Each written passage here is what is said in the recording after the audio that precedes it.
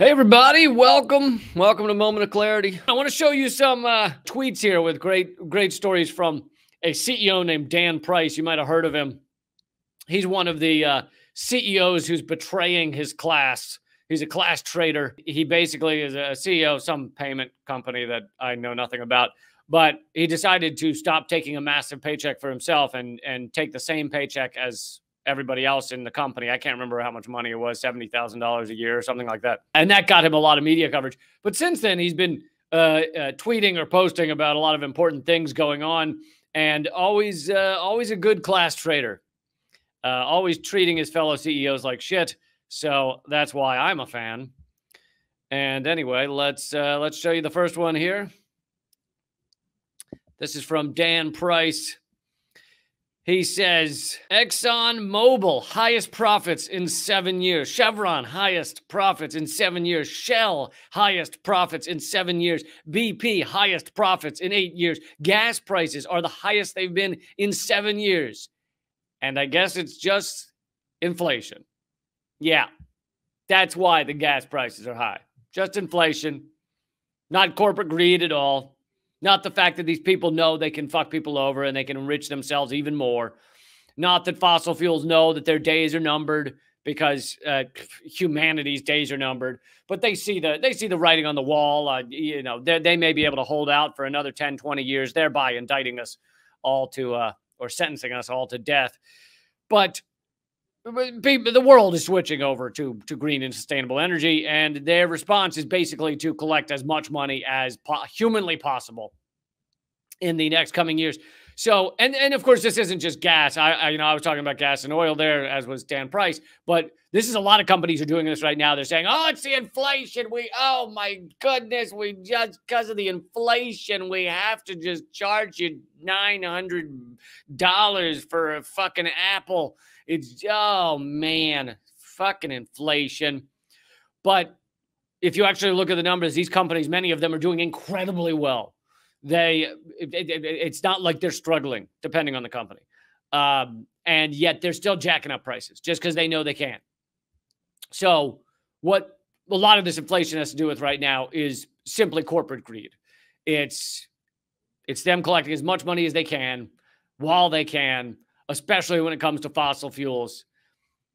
Just to reiterate here, ExxonMobil, highest profits in 7 fucking years. Chevron, highest in 7 years. Shell, highest in 7 years. BP, highest in 8 years. Gas prices, highest in 7 years. And they're claiming it's inflation.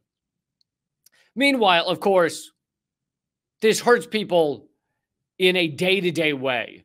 This isn't just some abstract thing to most people.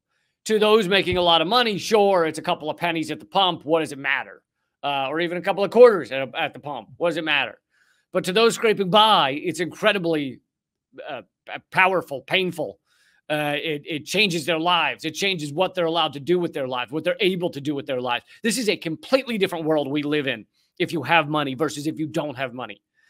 And I'm not even talking just wealthy. Yes, there's obviously fucking assholes deciding what type of leather to put in their helicopter.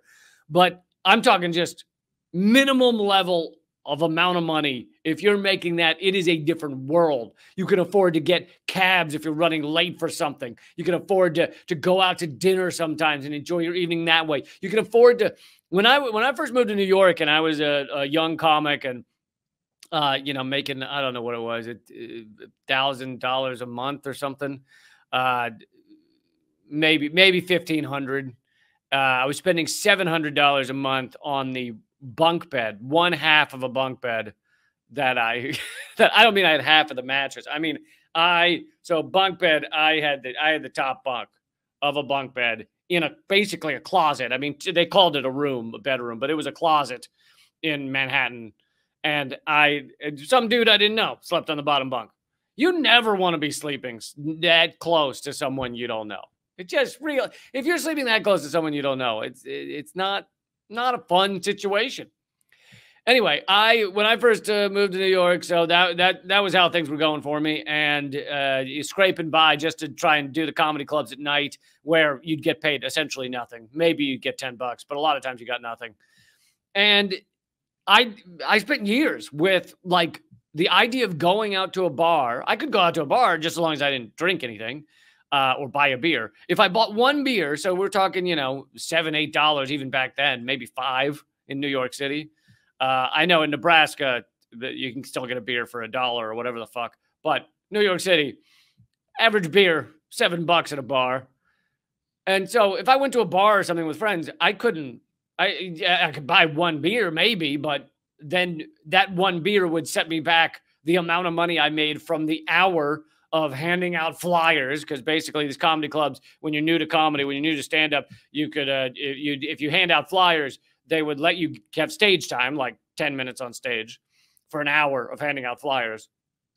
And some of them would give you a couple of bucks for the flyers that the people that you got to come into the club.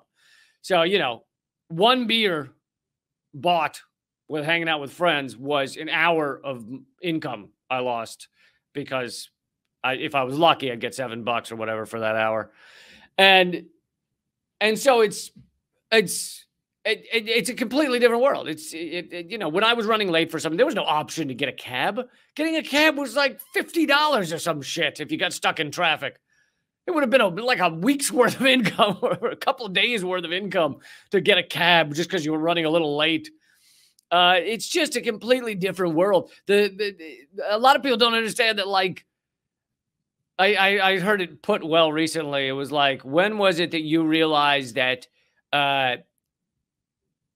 if you do such and such, you will be fined, like a sign that says, if you do this, could be fined, means free for rich people.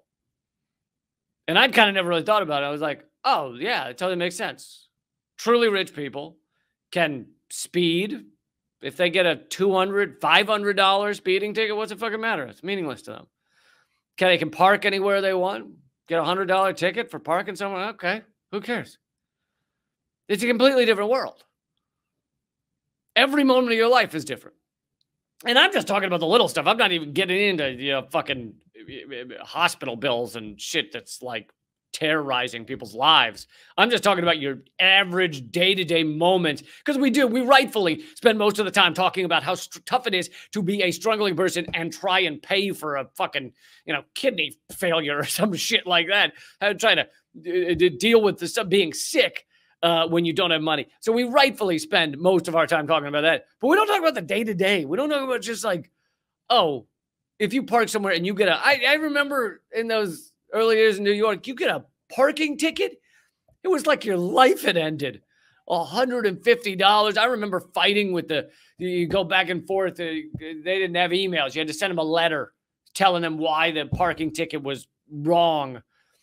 I remember one time, two separate times I tried to fight with them. It was like a $150 parking ticket.